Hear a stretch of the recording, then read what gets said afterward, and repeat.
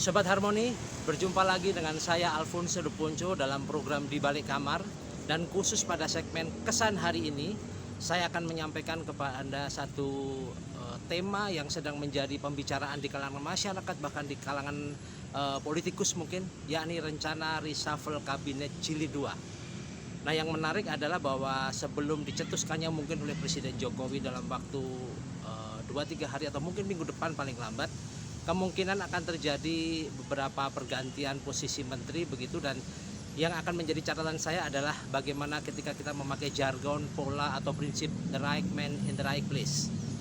Seperti kita ketahui bahwa saat ini adalah periode kedua dari jabatan Presiden Jokowi untuk dia mengorkestrasi kapal besar Indonesia menuju pada destiny menjadi negara yang adil dan makmur. Nah, apa yang menjadi perenungan kita adalah bahwa ketika saat ini kekuatan politik Presiden Jokowi begitu powerful begitu, karena dari sisi DPR atau sisi legislatif mayoritas adalah mendukung pemerintahan. Artinya kalau dari sisi rekam jejak Presiden di periode kedua ini, dia mempunyai kekuatan untuk bisa menentukan langkah, strategi, kemudian taktik apa yang dilakukan untuk bisa membentuk satu tim kabinet yang kuat. Nah, perenungannya buat masyarakat adalah ketika saya turun ke bawah dan bertanya apa kira-kira harapan masyarakat, mereka berkata begini, ada reshuffle atau enggak kayaknya enggak ngaruh ke kami, Pak. Nah, ini satu pernyataan yang sangat bisa menggugah hati nurani kita, Sobat Harmoni.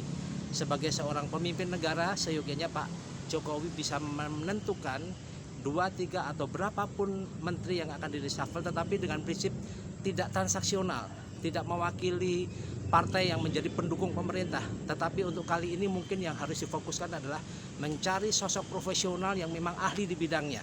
Jadi bukan tokoh politis mungkin, tetapi memang sisi profesionalisme yang diangkat. Mengapa demikian? Karena saat ini kabinet membutuhkan orang-orang kuat, para spesialis yang bisa membantu Pak Jokowi sebagai seorang generalis untuk bisa menciptakan performansi, achievement atau prestasi kerja yang memang diharapkan bisa memberikan kesejukan bahkan progresivitas bagi masyarakat banyak.